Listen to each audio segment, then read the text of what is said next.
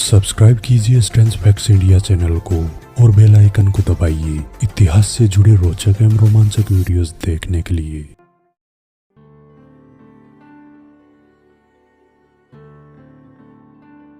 आज वक्त मुझे जरूर कायर कहे, क्योंकि मैंने तलवारों, ढालों, बमों और बारूद की जगह कलम पकड़ी है। लेकिन कल जब हुकूमत कलम पलटने लगेगी तब मैं बहुत याद आऊंगा मेरे बच्चे। अपने बेटे को कहे दारासी को है कि यह अंतिम लफ्ज बयां कर गए कि उसकी बद्दुआ आने वाले दौर में मुगलों के तख्त को उनके ताबूत में बदल देगी। दारासी को है तैमूरी नस्लों की आखिरी नस्ल बहादुर शाह जफर को भी उस वक्त खूब याद आया जब मुगलिया सल्तनत की तलवारों की धार आंग्ल नस्ल के आगे घुटने टेक कर अपनी बेबसी का मातम मना रही थी। तब इन्हीं बहादुर शाह जफर के एक दरबारी गुलरुखी जफर ने गालिब से कहा था, आज जो हमारा ये हाल देख रहे हो ना असद, ये हम मुगलों को उस वली अहद की बद्दुआ है जिसको हमने हमेशा हमारी नस्लों से छिपाए रखा, जिसका नाम लेना भी मुगलों ने अपनी शान के खिलाफ समझा। दारा कत्ल नहीं हुआ था गालिब, उस दिन हमारी आन का सूरज कत्ल हुआ था। जफर यही नहीं रुके और गालिब से बोले, अगर एक दिन की मसीहाई मुझे खुदा भीख में दे दे तो मैं दारा की कब्र से उसे उठाकर उससे मुगलों की गुस्ताखी की माफी मांग सकूं। लेकिन जफर गमजदा थे, भूल गए थे कि दारा को जगाने के लिए उन्हें दिल्ली से आगरा जाना होगा, क्योंकि दिल्ली के हुमायूं के मकबरे में दारा का धड़ दफन था और जो जुबान जाकर मुगलों को माफ करती वो सिर तो ताजमहल के अहाते में जमींदोज था। सिर से याद आया, दारा ने कभी भी जुल्म और कट्टरपंथियों के आगे सर को झुकने नहीं दिया, लेकिन जहां मोहब्बत और श्रद्धा देखी दारासी कोहे ने वहीं अपना सर झुका दिया। इकलौता मुगल या मुसलमान उस बड़े शहंशाही दरबार में जो विशुद्ध संस्कृत बोलता था, जिसने असीमनाथ महंत के दरबार में आते ही उनको अपना स्थान प्रदान कर दिया। ये वो नजारा था जब दारा जमीन पर गुरु के चरणों में बैठा था और पूरा मुगल दरबार उसको हिकारत की दृष्टि से देख रहा था, जिसने जैन मुनि के कक्ष में कभी भी शाही वस्त्र पहनकर प्रवेश नहीं किया, बल्कि एक सफेद चादर में सिमटकर जमीन पर अन्य शिष्यों के भांति बैठा रहता था। दारा की निराली शान मस्जिदों में भी नजर आती थी। उसका एक एक सजदा मिलो लंबा होता था। वह पहला मुगल शहजादा था जो सजदों में फूट फूट कर रोता था, जिसे मस्तों ने फकीरी रंग में खूब मस्त देखा था। वो अनूठा मुगल जिसने कभी अपनी कमर पर मयान नहीं बांधी, जो रात को अक्सर प्रजा से मिलने जाता था और अपने जवाहरात किसी जरूरतमंद की झोंपड़ी में छोड़ आता था। जब प्रजा के लिए मुगलिया नस्ल को देखना नामुमकिन था, दारा को स्पर्श करना, उसके कंधे में बच्चों का चढ़ जाना प्रजा की जैसे आदत सी बन गई। बहुत रहम दिल, बड़ा दानदाता, लेकिन उससे भी ज्यादा भावुक, जो शिकार करके लाई गई शेरनी को देखकर इसलिए फूट फूट कर रोने लगा क्योंकि वो शेरनी गर्भवती थी, जिसके सिर का ताज पहनकर बच्चे सड़कों पर घुमा करते थे।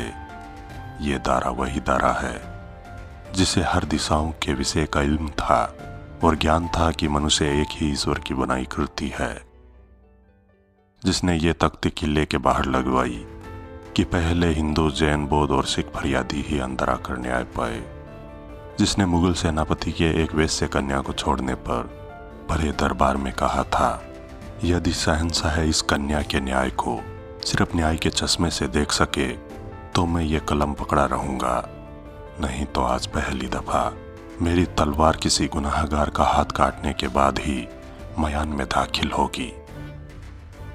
जिसने सूफियत को इतना बुलंद किया कि उसको अपना दोस्त ही बना लिया, पूरी दुनिया के इतिहास में वो कोई राजकुमार नहीं होगा जो सेना के साथ नहीं बल्कि मलंग फकीरों और संतों के दलों के साथ चलता था। प्रजा का इतना चहेता कि जब भी वह रंगों को अपने झरोखे से नहीं उछालता था, प्रजा होली नहीं खेलती थी।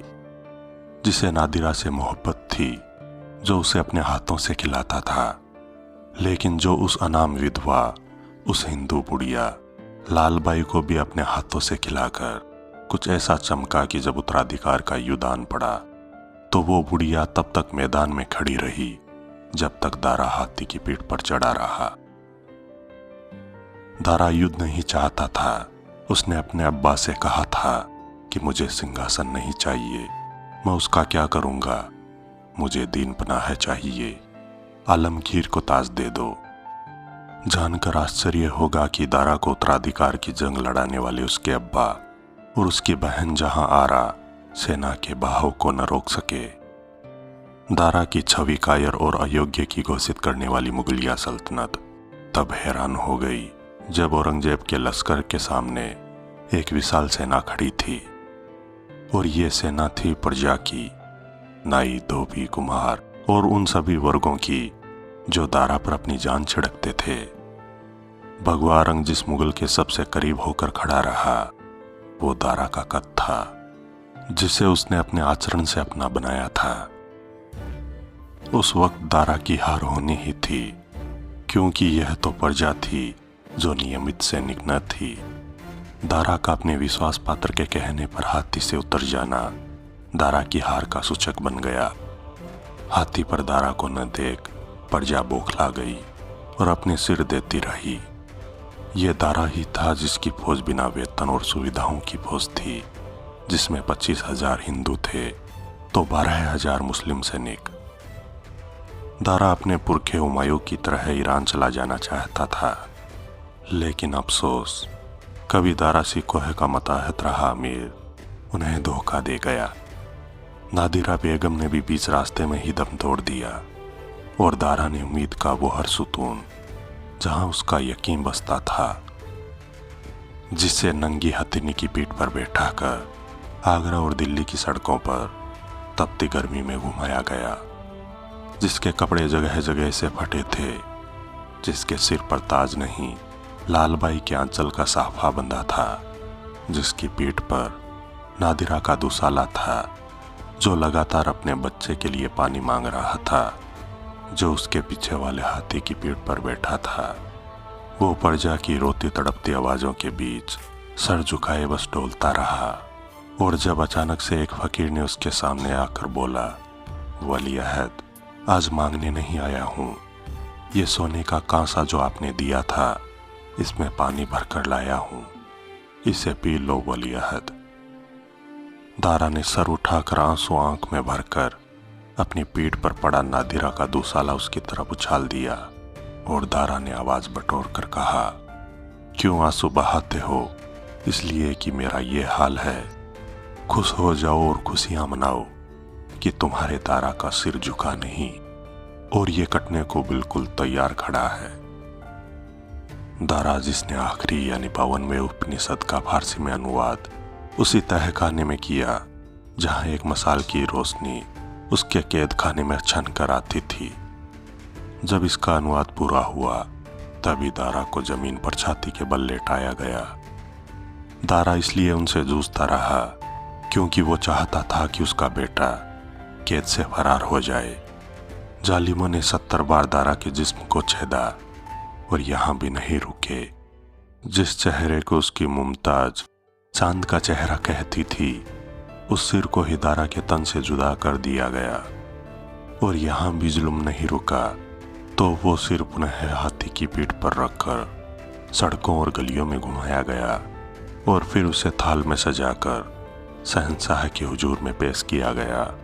तारीख जुटला नहीं सकती कि शाहजहां अपने इस बेटे से कितना प्यार करता था, कि कभी उसने इसके हाथ में नस्तर भी नहीं दिया, क्योंकि उसे शक था कि कभी यह मस्त मलंग बेटा न जाने खुद को ही घाव न लगा ले।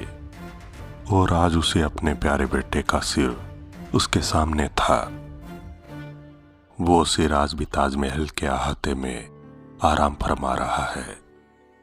अपनी हसरतों और मोहब्बत की निशानी ताजमहल को शाहजहां ने फिर दोबारा कभी नहीं देखा होगा, क्योंकि उसके और ताजमहल के बीच उसका मासूम बेटा अपना सिर लिए सवाल कर रहा था, अब्बा हुजूर, मेरा सिर जरूरी था या आपकी जिद। दारा नहीं रहा, लेकिन प्रजा कभी अपने दारा को भूल नहीं पाई। लाल बाई जब तक जिंदा रही तब तक अपने दारा का इंतजार करती रही। औरंगजेब सिंहासन पर बैठा। उसने भरपूर कोशिश की कि वो अपने दामन से दारा के कत्ल का दाग धो सके, लेकिन ये प्रजा थी जिसने औरंगजेब को कभी माफ नहीं किया। दारा की मौत ने मराठों को गहरा आघात पहुंचाया और सिखों को भी उबाल दिया। असंतोष और अराजकता औरंगजेब का मुकद्दर बन गई। मुगलिया आन बान और शान सब मिट्टी में मिल गई, लेकिन दारा आज भी जिंदा है। दारा हमेशा जिंदा रहेगा, क्योंकि दारा सिकोहे कभी मरा नहीं करते। लाल बाई का वो लाल हमेशा उल्फतों में ही मारा गया, और उल्फत ही है जो उसे आज भी जिंदा रखे हुए हैं। दोस्तों, शहजादे दारा सिकोहे के इतिहास से जुड़ा यह वीडियो आपको कैसा लगा? कृपया लाइक एवं कमेंट जरूर करें। मैं विजय राठौड़ जल्द लौटूंगा इतिहास से जुड़े रोचक एवं रोमांचक वीडियोस लेकर। जुड़े रहें हमारे चैनल स्ट्रेंज फैक्ट्स इंडिया के साथ। धन्यवाद।